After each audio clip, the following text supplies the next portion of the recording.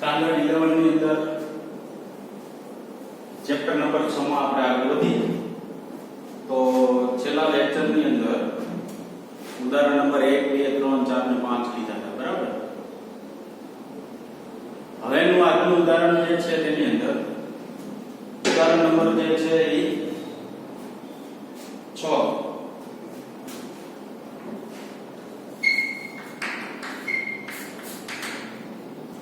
ઉદાહરણ નંબર 6 ની અંદર હું થોડું તમને શીખવાડી દઉં સંકલન વાળું અને એલએન વાળું સ્ટેપ. ધારો કે આપણે એલએન વાળું સ્ટેપ છે ln x ln y અને એક એવું સ્ટેપ છે ln x ln y. આવું કે સ્ટેપ જોવા મળે તો આ નોંધ છે. આ કે દાખલાની અંદર આપણે લખવાની નથી પણ આ દાખલો ગણતા પહેલા આપણે આ વસ્તુ આવડવી જોઈએ બરાબર. હવે શું છે તો ln x ln y ln x ln y. જો ln વાળા સ્ટેપ હોય ln એટલે એક પ્રકારનો લોગેરિધમ છે પણ e બેઝ માં છે 10 બેઝ માં નથી. 10 બેઝ માં તમને લખવું હોય ને તો log આમ લખાય, e બેઝ માં લખવું હોય તો ln લખાય બરાબર. તો આપણે એવું કહેવાય કે ln વાળું સ્ટેપ હોય વચ્ચે જો બાદબાકી હોય તો તમે એને ln x ના છેદમાં y એવું લખી શકો. ln વાળું સ્ટેપ હોય વચ્ચે સરવાળો હોય તો ln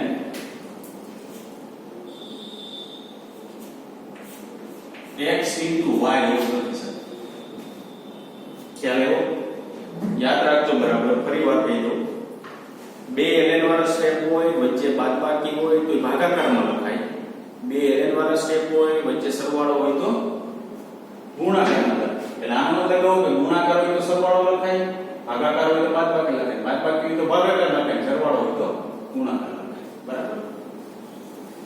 હવે ધારો કે આપણી પાસે ln x છે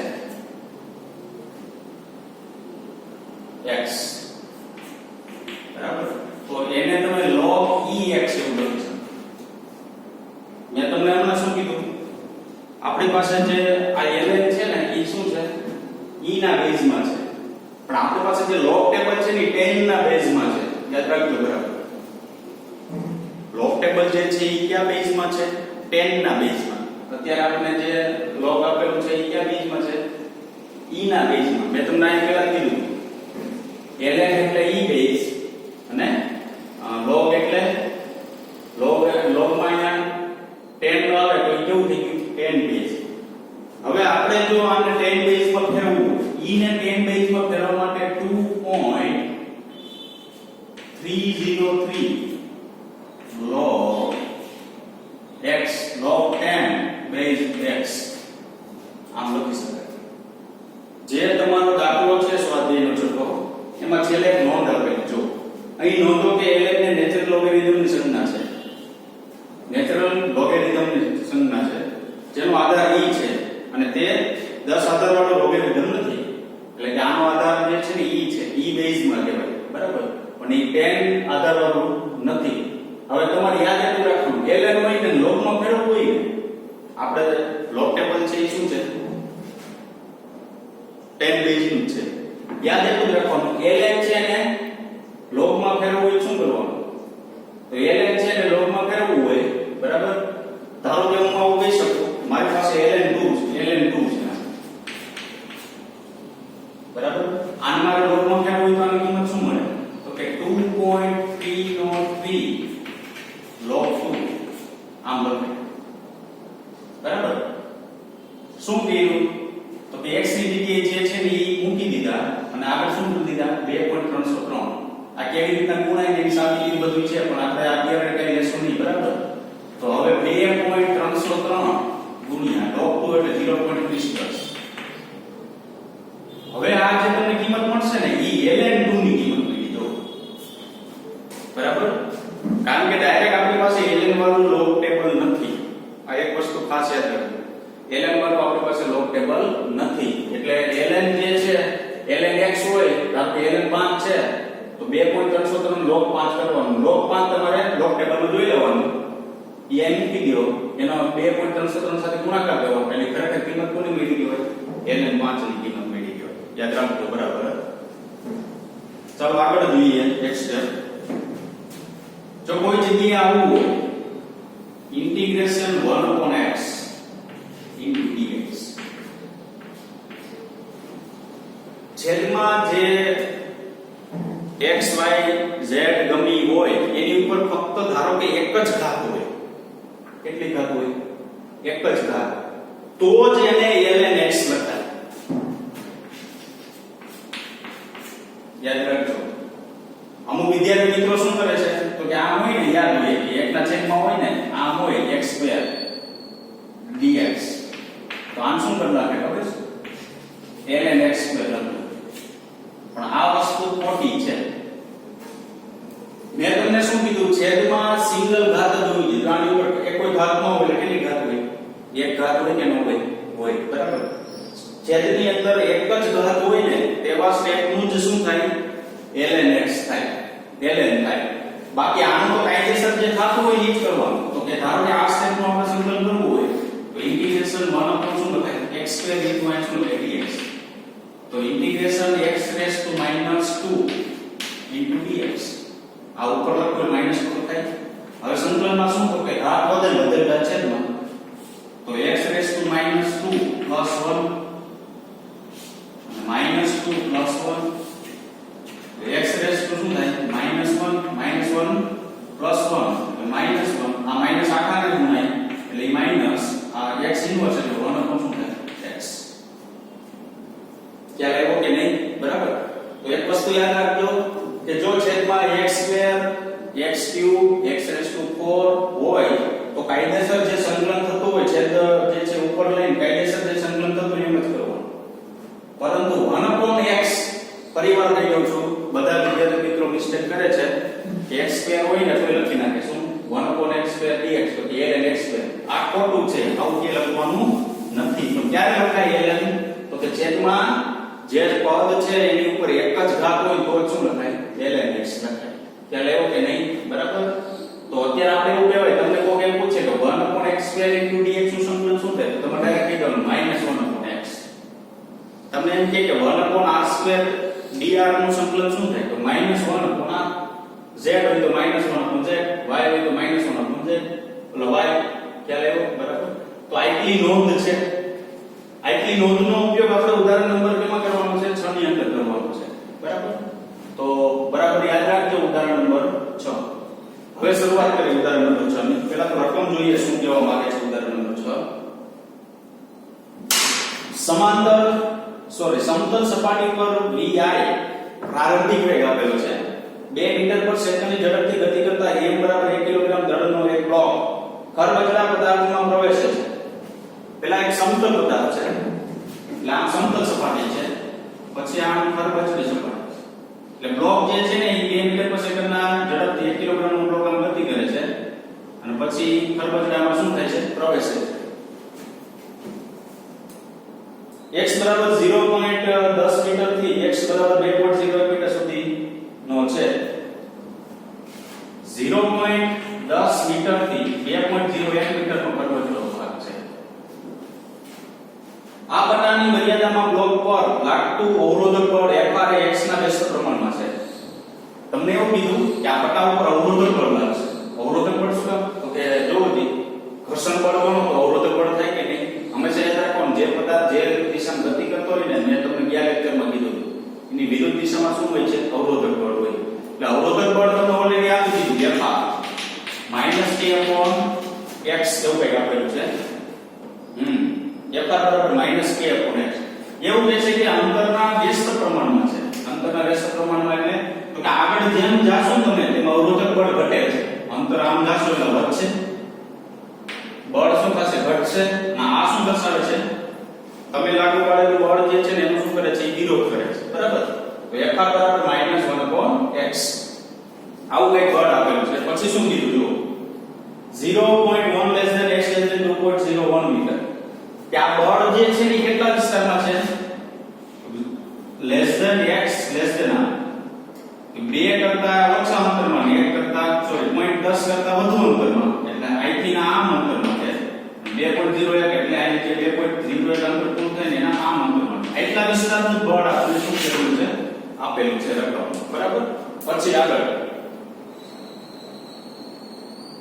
અવરોધક બળ 0 ક્યાં છે Fr 0 એવો અવરોધક બળ 0 ક્યાં છે તો કે 0 લેસ ધેન 0.1 મીટર અને x greater than 2.01 metre x નું અંતર જે છે 0.1 કરતા નાનું હોય એટલે અહીંયા અને 2.01 કરતા મોટું એટલે અહીંયા તો કે જેટલી ખરબચડી સપાટી છે ને તેટલામાં અવરોધક બળ લાગે છે આ બાજુ નથી લાગતું ને આ બાજુ નથી લાગતું અહીંયા F શું છે 0 બરાબર હવે આગળ શું કીધું અહીં k બરાબર 0.5 જૂલ એનો મતલબ એવો કે ઊર્જા છે k એની વેલ્યુ તમને આપી દીધી 0.5 જૂલ આ પટાને પસાર કર્યા પછી બ્લોકની ગતિ ઊર્જા અંતિમ ગતિ ઊર્જા અને ઝડપ vf કેટલી હશે આ પટો એટલે આ જે 2.01 મીટરનો પટો છે એ પસાર કર્યા પછી તમારે અંતિમ ગતિ ઊર્જા મેળવવાની છે અને અંતિમ વેગ મેળવવાનો છે અંતિમ ગતિ ઊર્જા 1/mvf નો સ્ક્વેર અને ગતિ ઊર્જા વેગ એટલે શું મેળવવાનું vf ઓકે રકમ હું ધારું છું ત્યાં સુધી બધાને સમજાઈ ગઈ હશે બરાબર તો હવે ગણતરી કરીએ જોજો બરાબર સંતુલન વાળો દાખલો છે આ તો આપણી પાસે એક સૂત્ર આગળ આવી ગયું કાર્ય ઊર્જા પ્રમેય અનુસાર ગતિ ઊર્જાનો થતો ફેરફાર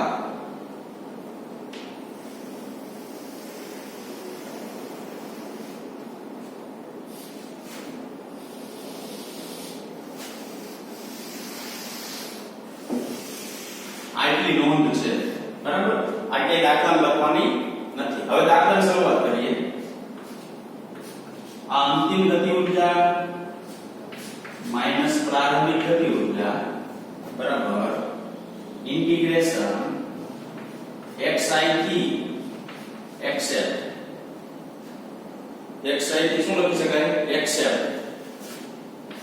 f dx કાર્ય ઊર્જા પ્રમેય થયો ગતિ ઊર્જામાં થતો ફેરફાર કુલ કાર્ય જેટલો હોય એનો ઉપયોગ કરીને આપણે આગળ વધવાનું છે કારણ કે તમે અહીં ડેલ્ટા k એવું લખી શકો kf ki બરાબર ઇન્ટિગ્રેશન xi થી xf f dx તમને એમાં કીધું છે સમીકરણ 6.8 a પરથી એટલે આગળ બુકની અંદર આપેલું છે બરાબર ઈ સમીકરણ ઉપરથી આ સમીકરણ તો ઓલરેડી આપણા માટે કેવું છે જાણીતું છે તો તમને અંતિમ ગતિ ઊર્જા સૌપ્રથમ મેળવવાનું કીધું તો અંતિમ ગતિ ઊર્જા મેળવવાનું છે તમને આમાંથી અંતિમ ગતિ ઊર્જા કોણ થાય તો કે ઇનિશિયલ ના ફાઇનલ એટલે અંતિમ ગતિ ઊર્જા અંતિમ ગતિ ઊર્જા જે છે એને શું કરી દઈએ આપણે કરતા કરી દઈએ તો અહીંયા એવું થાય kf બરાબર ki પ્લસ ઇન્ટિગ્રેશન xi થી xf fr dx હવે તમને અંતિમ ગતિ ઊર્જા મળશે કેટલા વિસ્તારમાં તો કે 0.10 મીટર થી 2.01 મીટર સુધીમાં મળશે બરાબર એટલે કે અહીં fr બળ લીધું બાકીના અંતર માટે તો fr શું છે 0 છે એટલે એના માટે કઈ આપણે અંતિમ ગતિ ઊર્જા પ્રાપ્ત થશે નહીં ચાલો kf બરાબર 1/2 m vi એનો સ્ક્વેર આ પ્રારંભિક ગતિ ઊર્જા લખાય ગતિ ઊર્જા સૂત્ર છે 1/2 m vi નો સ્ક્વેર આ પ્લસ ઇન્ટિગ્રેશન 0.10 થી 2.01 આ તો પ્રારંભિક અંતર જે છે એ તમારે કેટલું લેવાનું 0.10 અંતિમ 2.01 એટલે તો કે આ ખરબચડી સપાટીની વાત થઈ બરાબર એમાં તમે fr ની કિંમત મૂકો તો fr ની કિંમત મૂકીને તો અહીંયા આવે માઈનસ આવે k બાય અહીંયા આવે x ઇન્ટુ શું થાય dx શું કામ તો કે આપણી પાસે fr રકમમાં આપેલું છે -k upon x આપેલું છે બરાબર એટલે આ પ્લસ થઈ ગયું થઈ ગયું માઈનસ સ્ટેપ બરાબર સમજો એટલે ચાલો k બરાબર 1/2 mvi નો સ્ક્વેર -k બાર લઈ ઇન્ટિગ્રેશન 0.10 થી 2.01 1/x ઇન્ટુ શું થાય dx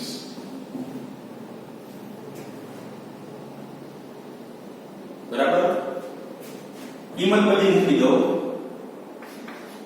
તો k બરાબર 1/2 ચાલો દળ કેટલું આપેલું છે 1 કિલોગ્રામ આપેલું છે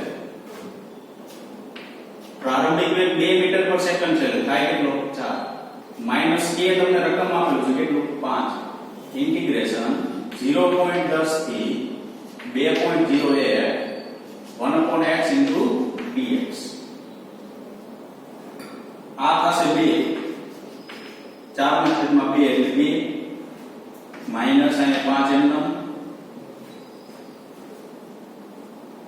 ચાલો 1/x dx 1/x dx નું સંકલન શું થાય ln x થાય તો આ કૌંસમાં લખી શકું ln x અહીંયા લોઅર લિમિટ મૂકી દો કૌંસના નીચેના છેડે કૌંસના ઉપરના છેડે અપર લિમિટ મૂકી દો બરાબર લિમિટ મૂકી દીધી હવે તમને ખબર છે જો પહેલા અપર લિમિટ મૂકવાની વચ્ચે માઈનસ આવે પછી કેવી લિમિટ મૂકવાની લોઅર લિમિટ તો kf બરાબર 2 5 ln 2.01 minus ln 0.10 આવું થાય પહેલા મેં શું મૂકી અપર લિમિટ મૂકી દીધી બરાબર એટલે ln 2.01 માઈનસ તો આવશે જ સંકલનની અંદર લિમિટ વાળામાં આ માઈનસ હંમેશા માઈનસ જ હોય અહીંયા બરાબર અને ln 0.1 આવશે 10 હવે જો આ સ્ટેપ કેવું હોય તો કે ln વાળા બે સ્ટેપ છે વચ્ચે માઈનસ છે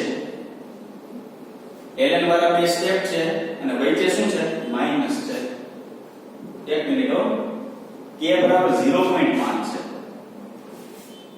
હવે અહીં મિસ્ટેક થશે આપણે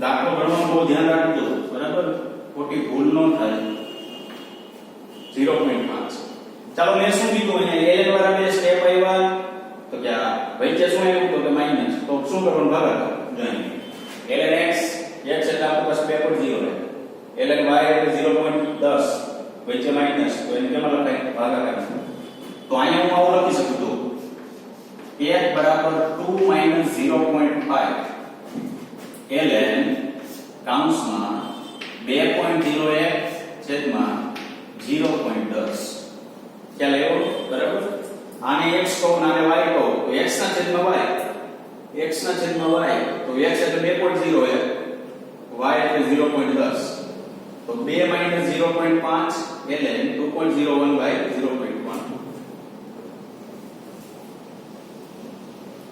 હવે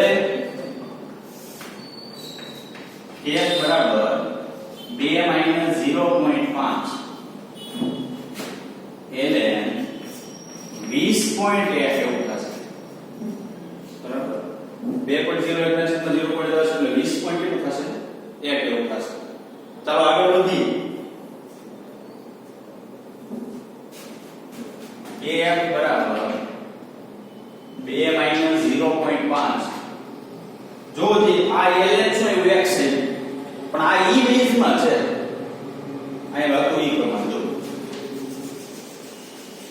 10 બેઝ માં મેળવવા માટે શું કરવું પડે તો આ ધારો કે x છે બરાબર તો 2.303 log 20.1 એવું લખી શકાય તો kf બરાબર શું લખી શકાય 2.303 log 20.1 કારણ કે તમે લોગેરિધમ ની અંદર 20.1 જોઈ શકો બરાબર આપણી પાસે ln ડાયરેક્ટ ન મળે તો ln તમારે x મેળવવું હોય તો 2.303 ગુણી નાખવાના અને ln જગ્યાએ log લખી નાખવાના તો 2.303 log 20.1 બરાબર ચાલો 2 0.5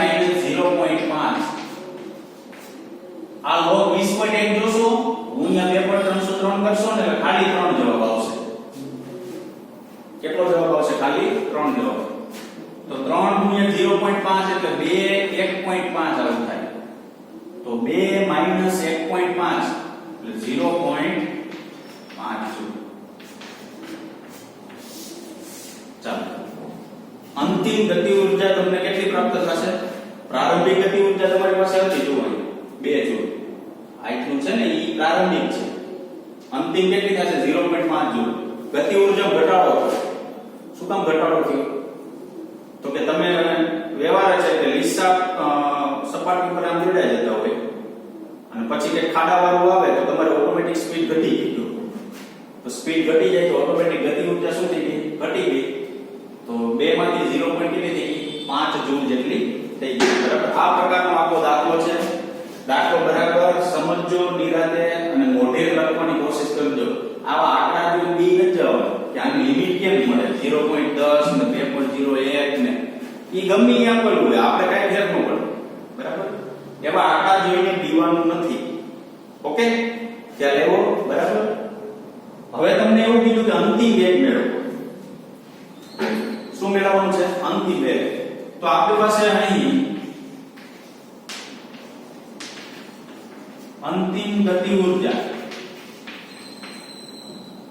kF બરાબર 1/2 mvf². અંતિમ વેગ એટલે આ મેળવવાનું છે. હવે તમને ખબર છે, જો kF તો મળી ગયું, દળ તો આપણી પાસે છે 1 કિલોગ્રામ, તો vf મળે. તો vf ને કરતા કર દો હું, તો અંડર રૂટમાં શું થાય? 2kf/m.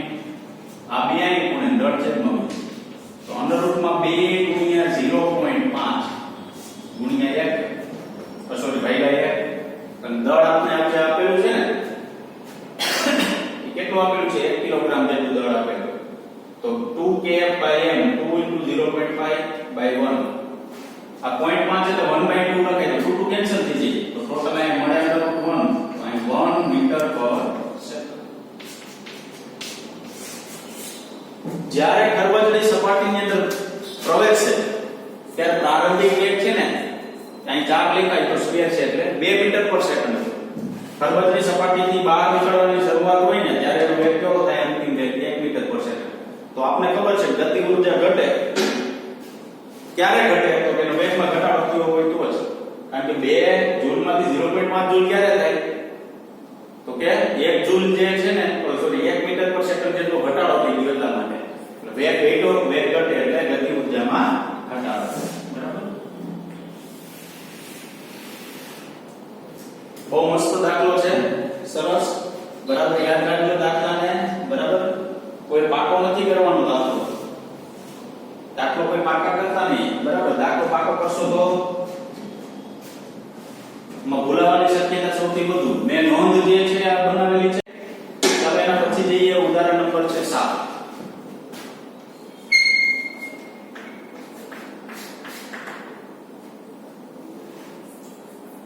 સાતમા ઉદાહરણની અંદર શું આપેલું છે?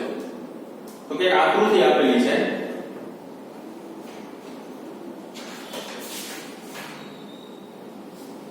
હું દોરી નાખું છું પેલા આકૃતિ.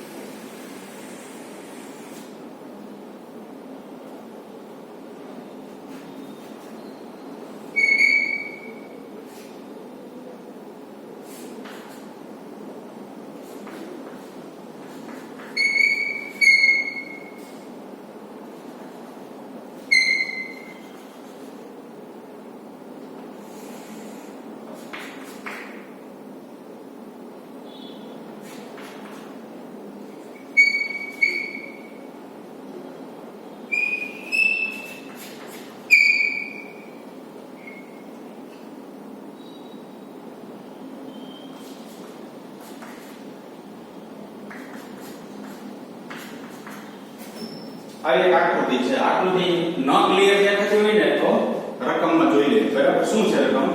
m દળનો એક દડો l લંબાઈની દળ રહી દોરી વડે લટકાવેલ છે.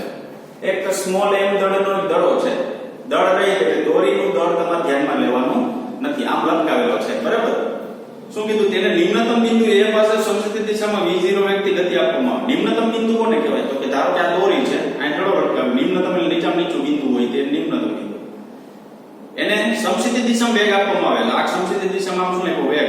હવે તમે અહીંયા બાંધેલું હોય ને અને વેગ આપો તો વર્તુળાકાર માર્ગે આમ ગતિ કરે. જો આ જે માર્ગ થશે ને કેવો થશે? વર્તુળાકાર. વેગ તમે સ્પર્શકની દિશામાં આપ્યો છો, સમસ્થિત દિશામાં, પણ ગતિ કેવો કરશે? આમ વર્તુળાકાર કરશે. બરાબર. આગળ જોઈએ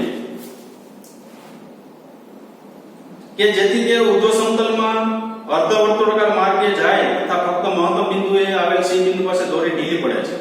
એને શું કીધું આમ લટકાવેલું છે બરાબર ઉધ્વ સમતલ એટલે આમ ભ્રમણ કરશે એટલે ઉપર જ જશે ઊભા સમતલમાં ઈ નીચેથી દડો ક્યાં જશે ઉપર જશે અર્ધવર્તુળ એટલે અહીંથી શરૂઆત કરો અહીંયા પહોંચે અહીંથી શરૂઆત કરો અહીંયા પહોંચે એટલે આ કેવું વર્તુળ થયું અર્ધવર્તુળ થયું ત્યારે એવું કીધું કે અહીંયા છે ને દોરી ઢીલી પડે છે યાદ રાખજો જો આમ તમે લટકાવી રાખો ને ત્યાં સુધી એમાં તણાવ બળ હોય છે પણ અહીંથી અહીંયા પહોંચી જાય ને એટલે દોરી કઈ થઈ જાય ઢીલી એટલે તણાવ બળ 0 થઈ જાય બરાબર આ યાદ રાખજો ખાસ હવે શું કીધું ઉધ્વ સમતલમાં તે આકૃતિ 6.6 વડે દર્શાવેલ છે આકૃતિ 6.6 ની અંદર આકૃતિ રકમ આપેલી દર્શાવેલ છે પેલું શું મેળવવાનું કીધું v0 પ્રારંભિક વેગ આમ સમસ્થિતિ દિશામાં એટલે આ v0 મેળવવાનું છે બીજું શું કીધું b અને c પાસેની ઝડપ b અને c પાસેની ઝડપ મેળવવાની છે એટલે ધારો કે અહીંયા ઝડપ આપણે vb કહી દો અને અહીંયા કહી દો vc બરાબર એટલે તમને ત્યાં ઝડપ મળશે આગળ b અને c પાસે ગતિ ઊર્જાનો ગુણોત્તર kb/kc માટે સમીકરણ મેળવો b પાસે ગતિ ઊર્જા c પાસે ગતિ ઊર્જા એનો ગુણોત્તર મેળવવાનો સમીકરણ એટલે જે ડિજિટ આવી મેળવવાનો c બિંદુએ પહોંચ્યા પછી દડાનો માર્ગ કેવા પ્રકારનો હશે તે ચર્ચો આ c બિંદુએ પહોંચે પછી દડાનો માર્ગ જે છે કયા પ્રકારનો હશે તેની શું કરવાની છે ચર્ચા કરવાની એ આપણે બાદ પછી કરશું છેલ્લે તો તમારે અત્યારે મેળવવાનું શું તો કે v0 આ vb અને vc હવે યાદ રાખજો જો હંમેશા કોઈ પણ પદાર્થ દડો હોય ગમે વસ્તુ હોય ઈ આમ ભ્રમણ કરતો ગમે ભ્રમણ કરતો એનું ગુરુત્વાકર્ષણ બળ જે છે ને પૃથ્વીના કેન્દ્ર તરફ હોય નીચે તરફ તો પેલા આમ દડો અટકાવેલો હોય તો mg નીચે તરફ અને તણાવ બળ કેવું ઉપર તરફ તણાવ બળમાં તમને અત્યારે ખબર પડે કે ન પડે એની કોઈ ચિંતા કરતા નહીં પાંચમા ચેપ્ટરમાં આખું ચેપ્ટર તણાવ બળ વાળું છે કઈ દિશા કેવી રીતના મળે એ બધી ખબર પડી જશે બરાબર અત્યારે તણાવ બળ જે છે તમારે કઈ બાજુ રાખવાનું કેન્દ્ર તરફ રાખવાનું આમ ફરતું હોય તો કેન્દ્ર તરફ તો કોઈ પદાર્થ અહીંયા હોય તો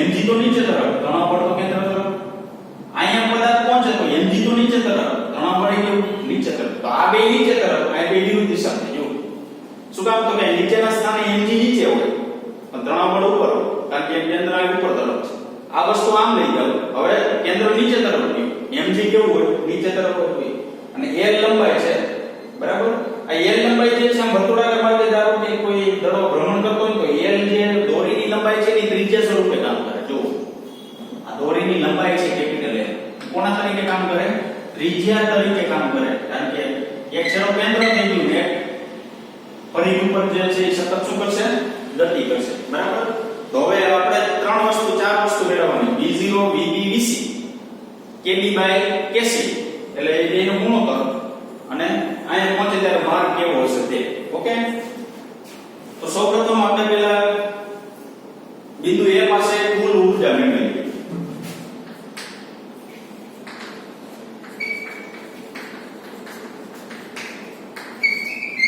આ દાખલો કોના જેવો છે તો યાંત્રિક ઊર્જાના સંરક્ષણના નિયમનો ઉપયોગ કરવાનો બરાબર સંરક્ષિત ક્ષેત્રમાં કાર્ય થતું હોય તો યાંત્રિક ઊર્જાનું સંરક્ષણ થતું હોય કુલ ઊર્જા શું કામ તો કે તમને ખબર હોય તો આપણે ટેક્સ ની અંદર એક ઉદાહરણ આવ્યું કે કોઈ ટેકરી ઉપરથી એક દડો જે છે મુક્ત પતન કરવામાં આવે તો એની પ્રારંભિક કુલ ઊર્જા વચ્ચેની કુલ ઊર્જા અને અંતિમ કુલ ઊર્જા એવી આપણે લીધી હતી બરાબર તો આપણી પાસે અહીં A બિંદુ છે B બિંદુ છે અને C બિંદુ ત્રણે બિંદુ પાસે કદાચ કુલ ઊર્જા મેળવી જોજો ગોખવાનું નથી બરાબર તો કુલ ઊર્જાને આપણે E એવું કહીશું કુલ ઊર્જા એટલે શું તો કે ગતિ ઊર્જા અને સ્થિતિ ઊર્જાનો સરવાળો હવે નિમ્નતમ બિંદુએ કોઈ પદાર્થ રહેલો હોય ને તો એની સ્થિતિ ઊર્જા 0 હોય શું કામ તો પદાર્થ જે છે એ અહીંયા રહેલો હોય અહીંયા બરાબર હજી અહીંયા ઉપર નથી ગયો તો અહીંયા નીચે રહેલો હોય તો નિમ્નતમ બિંદુ થયું તો આપણી પાસે સૂત્ર ખરેખર શું છે mgh આવશે કે નહીં પણ નિમ્નતમ બિંદુ માટે ઊંચાઈ 0 હોય બરાબર સમજો નિમ્નતમ બિંદુ માટે ઊંચાઈ કેવી હોય 0 તો ઊંચાઈ 0 હોય તો એની સ્થિતિ ઊર્જા મળે નહીં પણ પ્રારંભિક વેગ છે આકૃતિમાં દર્શાવ્યો કેટલો v0 તો કુલ ઊર્જા એટલી જ મળે જો 1/2mv02 પ્લસ અહીંયા 0 તો ખરેખર કુલ ઊર્જા થાય જો કુલ ઊર્જા એટલે શું તો કે ગતિ ઊર્જા અને સ્થિતિ ઊર્જાનો સરવાળો તો ગતિ ઊર્જા છે સ્થિતિ ઊર્જા છે નહીં એટલે કુલ બરાબર ચાલો આગળ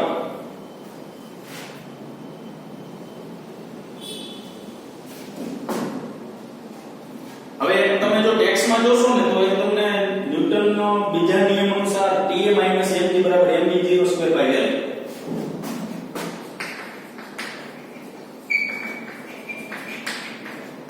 આવું આપેલું છે. આ છે ને કેન્દ્ર ગામી બળ છે. તમે F બરાબર આવું લખતા mv²/r. r એટલે અહીંયા અંતર કેટલું થાય l. વેગ કેટલો છે બરાબર v0. ta/mg શું કામ લીધું કે બે બળ જે છે ને આ F એટલે બળ, આ બિંદુ પાસે જે બે બળ છે ને વિરુદ્ધ દિશા છે જો, એટલે t - mg લીધું. ખ્યાલ આવ્યો? ta નો મતલબ એ બિંદુ પાસે તણાવ બળ એટલે ta - mg. આ અત્યારે ન સમજાય તો કોઈ ચિંતા કરતા નહીં, 5 ચેપ્ટર ચાલશે તો ઓટોમેટિક સમજાઈ જશે. ta - શું કીધું mg. ધારો કે બે એક દિશામાં તો બે સરવાળો થાય. બે ધારો કે એક જો આ mg bc બે એક દિશામાં છે તો બે નો શું થાય સરવાળો. અહીંયા શું છે બે વિરુદ્ધ દિશામાં છે, વિરુદ્ધ દિશામાં હોય તો બે શું થાય બાદબાકી. તો કુલ બળ જે છે અહીંયા કેટલું હોય તો કે ta - mg. આ કુલ બળ કેટલું હોય tc mg બરાબર.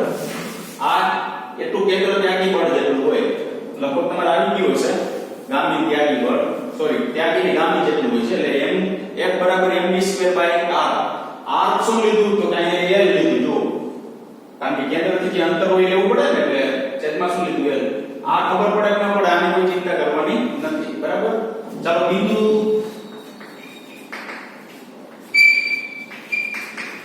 B પાસે કુલ ઊર્જા એને કહેવાય EB. ચાલો અહીંયા ચાલો અહીંયા એટલે વચ્ચેનું બિંદુ થયું જો. તમને ખબર છે કે ટેકરી ઉપરથી પદાર્થને નીચે મૂકવામાં આવે ત્યારે એની પાસે ગતિ ઊર્જા હોય, સ્થિતિ ઊર્જા હોય. તો VB પાસે વેગ કેટલો, સોરી B પાસે વેગ કેટલો તો કે દળ તો એમ જેટલું હોય જ VB જેટલું. એટલે અહીંયા ગતિ ઊર્જા હોય, આ સ્થિતિ ઊર્જા હોય કેટલી તો કે mg.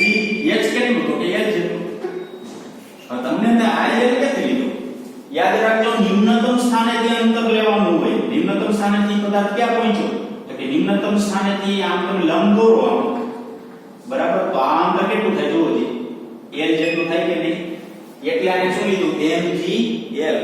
કારણ કે આપણે ઊંચાઈ મેળવવાની છે. ઊંચાઈ કોને કહેવાય તો નિમ્નતમ બિંદુથી ઊંચાઈ. તો આ B બિંદુ છે ત્યાં નિમ્નતમ બિંદુથી કેટલી ઊંચાઈ છે કેપિટલ L ઊંચાઈ છે. તો જો B બિંદુ પાસે કુલ ઊર્જા એટલે તો કે ગતિ ઊર્જા કેટલી હોય તો કે એની પાસે વેગ હોય કેટલો VB જેટલો 1/2 mvb² પ્લસ સ્થિતિ ઊર્જા હોય કેટલી mgl છે. આગળ જાઓ બિંદુ C પાસે કુલ ઊર્જા એને કહેશું EC. ચાલો આ બિંદુ પાસે પહોંચે ત્યારે તો E બિંદુ પાસે પહોંચે ત્યારે શું હોય ગતિ ઊર્જા તો કે 1/2 mvc² પ્લસ સ્થિતિ ઊર્જા હોય તો શું કામ નિમ્નતમ બિંદુથી ત્યાં અહીં સુધીનું અંતર કેટલું તો કે આ કેન્દ્ર સુધીનું l, પાછું કેન્દ્રથી ત્યાં સુધીનું પાછું l, ટોટલ 2l. એટલે આ થાય 2mgl. આ યાદ રાખજો, પાકું નથી કરવાનું, બધું સમજવાનું છે. B બિંદુ નિમ્નતમ બિંદુથી કેટલા ઊંચાઈ તો કે l ઊંચાઈ. C બિંદુ નિમ્નતમ બિંદુથી કેટલી ઊંચાઈ તો કે કેન્દ્ર સુધીનું l, પાછું કેન્દ્ર ત્યાં સુધી કેટલું થાય પાછું l, તો ટોટલ કેટલું થાય 2l. એટલે mg2l એટલે ટોટલ કેટલું લખ્યું 2mgl જેટલું લખ્યું બરાબર. સમીકરણના નામ આપી. એક સમીકરણ નંબર 2, સમીકરણ નંબર 3. હવે અહીં C બિંદુ પાસે TC plus mg બરાબર mvc²/l. જો આની જેમ લખો, આ બે વિરુદ્ધ દિશામાં એટલે માઈનસ, એક દિશામાં એટલે પ્લસ. પરંતુ C પાસે દોરી ઢીલી હોવાથી તણાવ બળ 0 છે એવું તમને રકમમાં કીધું. જો C બિંદુ પાસે દોરી ઢીલી હોવાથી તણાવ બળ કેવું છે 0. એટલે આ DC શું લખાય 0. તો આ મૂકો 0, તો આ 0 મૂકો તો વધે શું થાય mg બરાબર mvc² શું લખાય l, પાછું mm કેન્સલ, ખાલી vc બરાબર શું લખાય √gl. ચાલો એક તો મળી ગયો. સમીકરણ નંબર આપણે એને કેટલા કહેશું? સમીકરણ નંબર આને 4 કહેશું, આને કેટલા કહેશું 5. vc બરાબર તમને ત્રણેય બિંદુ પાસે વેગ મેળવવાનું કીધું, તો ત્રણેય બિંદુ પાસે વેગમાં તો કે પેલો વેગ મેળવ્યો C બિંદુ પાસે √ કેટલો gl. કે જ્યારે નિમ્નતમ બિંદુએથી દોરી જે છે આમ ઉપડશે અહીંયા પહોંચે તે દરમિયાન દડાનો વેગ કેટલો છે અંદર gl છે.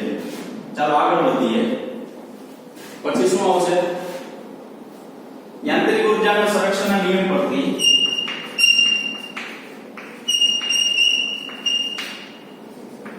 સંરક્ષણના નિયમ પરથી હવે એક વસ્તુ યાદ રાખજો. શું કામ ઉપયોગ કર્યો યાંત્રિક ઊર્જાના સંરક્ષણ નિયમ પરથી? કારણ કે કંઈક સરખામણી કરો તો કંઈક VA અથવા VB કે એવું કંઈક કરતા થાય, બરાબર? તો અહીંયા EA બરાબર EC, EA બરાબર શું લખ્યું? EC. આ પ્રારંભિક ના અંતિમ મળ્યું. બેયનું સંરક્ષણ થાય એટલે તો કે જેટલી પ્રારંભિક પાસે ઊર્જા હોય ને એટલી ધારો કે અંતિમ પાસે છે. તો EA કેટલું આપણી પાસે? તો કે 1/2 mv0 નો સ્ક્વેર. ચાલો EC એટલે કોણ? તો કે 1/2 mvc સ્ક્વેર પ્લસ 2mg.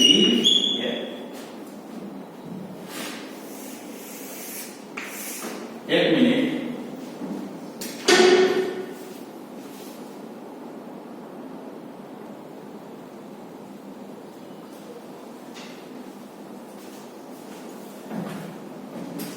શું મળ્યું મને જો 1/2 mv0 સ્ક્વેર બરાબર 1/2 mvc સ્ક્વેર પ્લસ 2mg. આમાંથી કઈ કિંમત છે આપણી પાસે? vc ની છે જો, બરાબર? તો આ કિંમત મૂકો તો શું થાય? 1/2 mv0 square equal to 1/2 m vc square મૂકો ને એટલે m ઇન્ટુ આ gl આવું થાય. આ vc નો સ્ક્વેર કરી નાખો જે થાય પ્લસ 2mgl આવું થાય. તો દળ તો બધી બાજુ કેન્સલ થઈ જાય. તો વધે શું? v0 સ્ક્વેર બાય 2 બરાબર gl by 2 plus 2gl. gl by 2 plus 2gl એટલે 2 દુ 4 ને 5. તો 5gl બાય શું ને 2. પાછા સામે સામે 2 કેન્સલ થઈ જાય. ચલો v0 બરાબર અંડર રૂટ શું લખાય? 5gl. ચલો આ સમીકરણ નંબર શું થશે આપણે? 6. ચલો વેગ મળી ગયો તમને. આ પ્રારંભિક વેગ કેટલો પ્રાપ્ત થયો? v0 તો કે અંડર રૂટ 5gl જેટલો આપણે પ્રારંભિક વેગ પ્રાપ્ત થયો. ઓકે, હવે પાછા આગળ વધીએ. હવે EA બરાબર EB પર, કારણ કે જો V ની અંદર VB છે, E મેળવવા માટે આપણે પાછો આનો ઉપયોગ કરશું. તો આ 1/2 mv0 સ્ક્વેર બરાબર 1/2 m vb સ્ક્વેર પ્લસ શું લખાય? mgl. શું કામ આનો ઉપયોગ કર્યો? તો v0 સ્ક્વેર આપણી પાસે ઓલરેડી આવી ગયું અંડર રૂટ 5gl. આનો ઉપયોગ કરી શકાય EC નો. ક્યાં ગયું? અહીં બરાબર E આવે છે. શું કામ? તો કે આપણી પાસે VC છે. જે ઉપયોગ કરવો હોય તેના તો દળ કાઢી નાખી. દળ મળી ગયું. તો આ v0 square by 2 vb square plus gl આવું લીધું. તો v0 સ્ક્વેર એટલે કેટલું થાય? 5gl બાય 2 અને vb તો આપણે ઓલરેડી મેળવવાનું છે પ્લસ gl. તો vb સ્ક્વેર બરાબર 5gl બાય 2 માઈનસ gl. તો આ 2 ગુણ્યા 2 લસા એટલે 5gl માંથી 3gl બાદ થાય. હવે 2gl બાદ થાય એટલે 3gl થાય બાય શું થાય? 2. સોરી અહીંયા બાય 2 છે. આ બાય 2 આ બાય 2 આ બાય 2 પાછા તો બે કેન્સલ થઈ જાય. તો vb બરાબર શું મળે? Under route 3gl. vb બરાબર શું પ્રાપ્ત થશે? અંડર રૂટ માં 3gl. તો શું થયું? ચાલો v0 પ્રારંભિક વેગ અંડર રૂટ 5gl, પછી 3gl અને પછી ખાલી gl. ખ્યાલ આવ્યો? બરાબર. તો આગળ જતા તમે જેમ આગળ જાશો તેમ વેગમાં ઘટાડો થશે. હવે બીજું કંઈક પૂછ્યું છે. શું પૂછ્યું છે?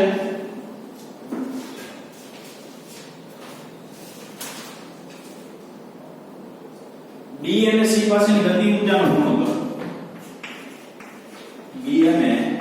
પાસેની ગતિ ઊર્જાનો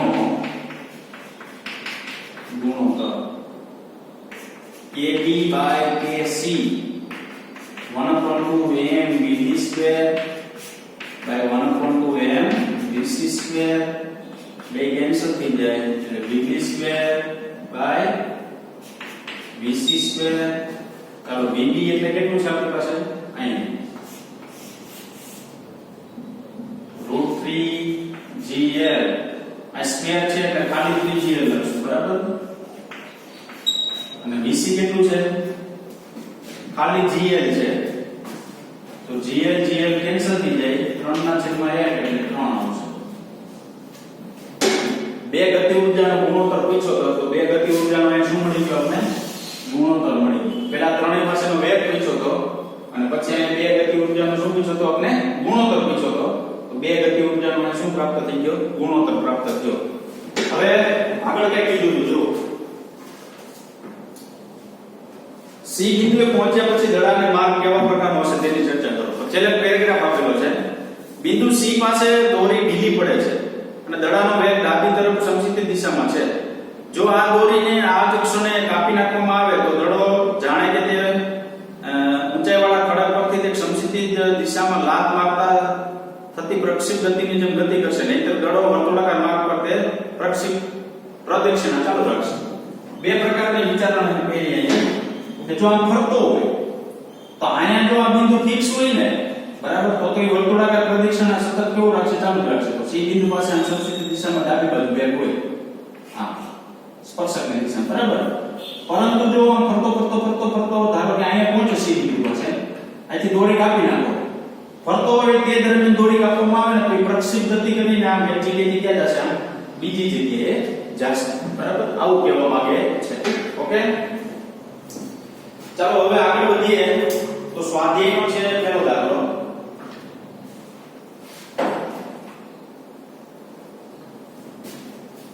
સ્વાધ્યાય પહેલો દાખલો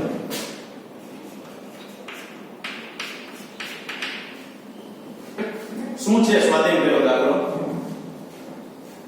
તમારે સ્વાધ્યાયના પહેલા દાખલાની અંદર છે ને થોડો વિચાર કરીને પછી આન્સર આપવાનો છે.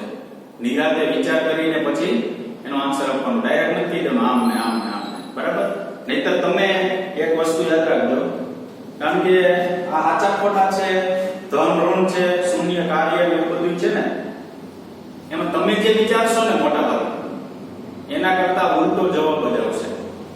એટલે એક વસ્તુ યાદ રાખજો વિચારીને પછી નિરાતે જવાબ દેવો.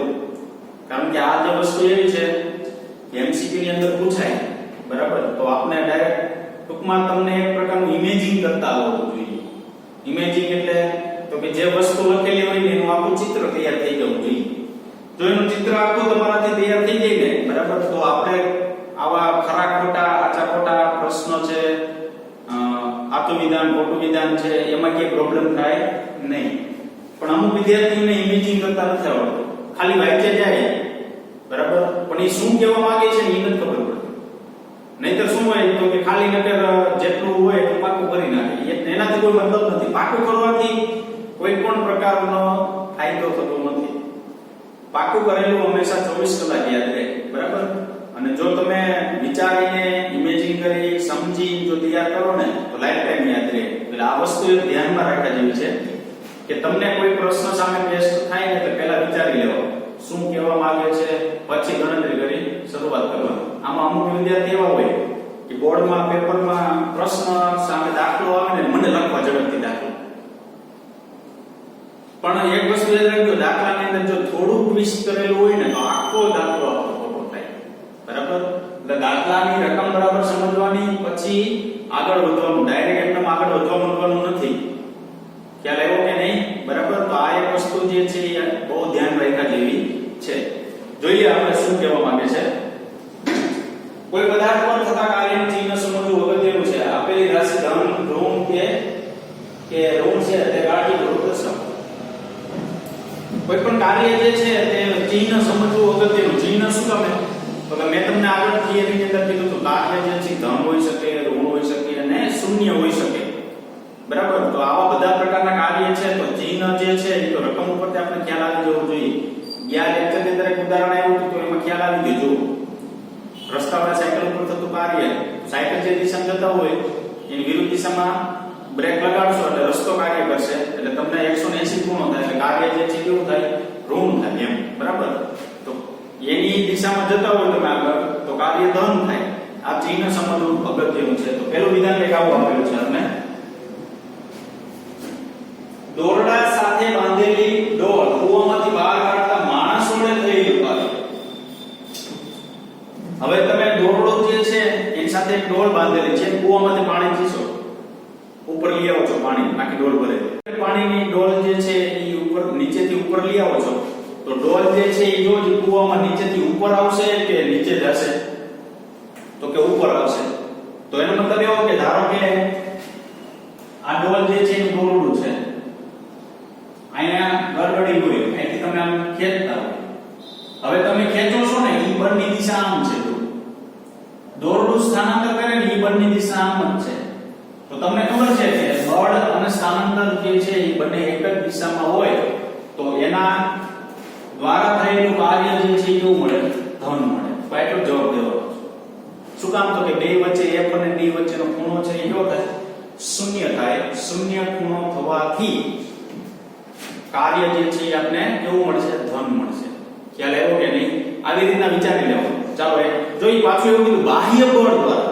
બાહ્ય બળ તમે જે બળ લગાડતા હોય ને ઈ બળ, તમે બળ તમારી તરફ કામ લગાડો છો કે બળ આપણી તરફ થાય, સ્થાનાંતર કેવું થાય, આપણી તરફ થાય. બરાબર? તો બાહ્ય બળ દ્વારા થતું થાય. હવે બીજું જે આપ્યું છે ને એનાથી કંઈક ઉલટું આપેલું. જુઓ,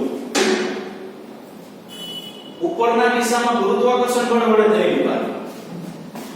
હવે જુઓ આમ છે દોરી, અહીં લગાડી બાહ્ય બળ જે છે તમે આમ લગાડતા, પણ ખરેખર ગુરુત્વાકર્ષણ બળ જે છે ને એ કેવું લાગતું હોય, નીચે તરફ લાગે.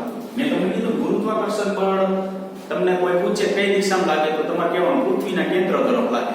પૃથ્વીના કેન્દ્ર તરફ લાગે તો ગુરુત્વાકર્ષણ બળ નીચે તરફ, પણ દોરીનું સ્થાનાંતર કેવું થાય, ઉપર તરફ.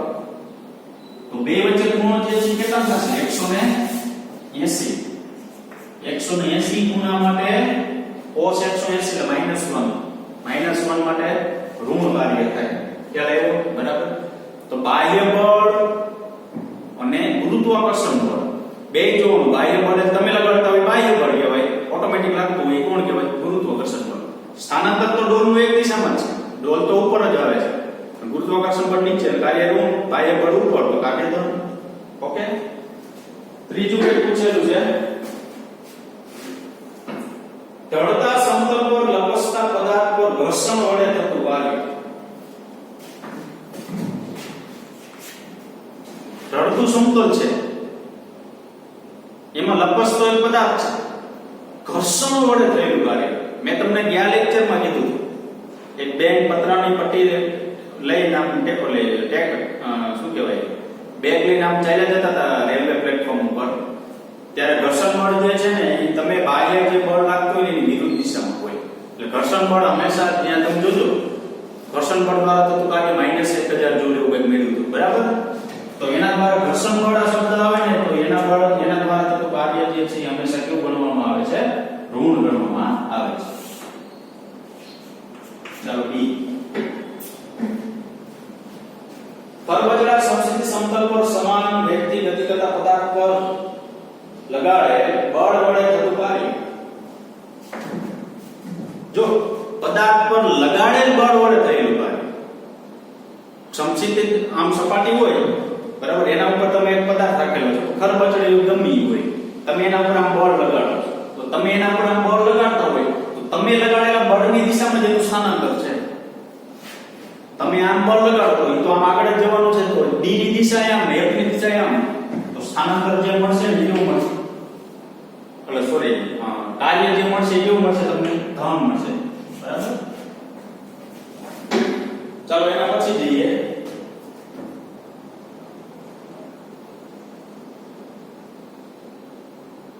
દોલન કરતા લોલકને સ્થિર કરવા માટે હવાના અવરોધક બળ વડે થયેલું કાર્ય.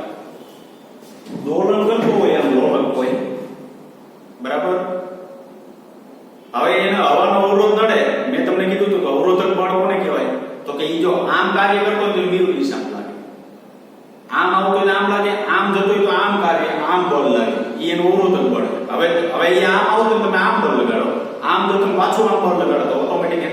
થઈ જાય, ઘટી જાય. તો એનો મતલબ એવો કે એના દ્વારા થતું કાર્ય જે તમને પ્રાપ્ત થશે એ કેવું પ્રાપ્ત થશે? ઋણ કાર્ય પ્રાપ્ત થશે. કેવું કાર્ય પ્રાપ્ત થશે? ઋણ કાર્ય પ્રાપ્ત થશે. બરાબર. સ્વાધ્યાયનો છે 11મો દાખલો.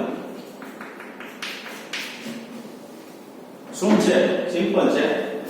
રકમ જોજો બરાબર. એક પદાર્થને આ પદ્ધતિની z અક્ષ પર ગતિશીલ રાખવા એક જેટલું બળ અચળ પર લગાડવામાં આવે છે. જો કઈ અક્ષ કીધી ની બરાબર યાદ રાખજો. z અક્ષ કીધી જો એક પદાર્થ બરાબર નિયા y આપે અથવા x પણ આપી શકે. તો z આપણે ધ્યાનમાં લઈશું અત્યારે. I જે એટલે બળ આપેલું છે minus I caret plus 2j caret plus 3k caret. બરાબર. હવે શું કીધું? I જે k કેરેટ અનુકૂળ તંત્રના xy z અક્ષ પરના એકમ સદિશો છે. તો આ પદાર્થને z અક્ષ પર 4 મીટર અંતર સુધી ગતિ કરવા માટે આ બળ વડે કેટલું કાર્ય થયું હશે? તો બળ વડે થતું કાર્ય એટલે w બરાબર f vector dot b vector. આવું તો લખાય છે પણ w બરાબર માઈનસ f વેક્ટર એટલે મને આપેલું છે minus I caret plus 3j caret plus 2j caret plus 3k caret. અહીંયા 2j caret plus 3k caret. આ ડોટ સ્થાનાંતર 4 મીટર કઈ દિશામાં? z એટલે કોણ થાય? k caret. તો આ જવાબ શું આવે? I dot k 0 I dot j dot k 0 j k dot k ને 4 તેની 12. સિમ્પલ દાખલો નામ લો. બરાબર. કેટલા જુ લખ્યું હે? 12 જુ. હવે આની આ વસ્તુ તમને એમ કીધી હોત ને કે x અક્ષની દિશામાં 4 મીટર અંતર કાપે છે તો મારે અહીં 4i કેરેટ લખવું પડે. જો શું લખવું પડે? 4i caret. તો 4 into -1 એટલે -4 જૂલ જવાબ આવે. એની જગ્યાએ હું y કરી નાખું ધારો કે y ની દિશામાં 4 મીટર અંતર કાપે છે તો 4 ને અહીં y કરી નાખું ધારો કે તો j ડોટ અહીં મારે કેમ જગ્યાએ j કરવું પડે તો 2 ચોક 8 તો અહીં 8 જૂલ આવશે. તો અહીંયા જો આ બળ તો તમારે એનો લખવાનું પણ સ્થાનાંતર કઈ દિશામાં છે ને એ I j k કેરેટમાં તમારે દર્શાવવાનું છે. બરાબર. એમાં કોઈ પણ પ્રકારનો ફેરફાર થવો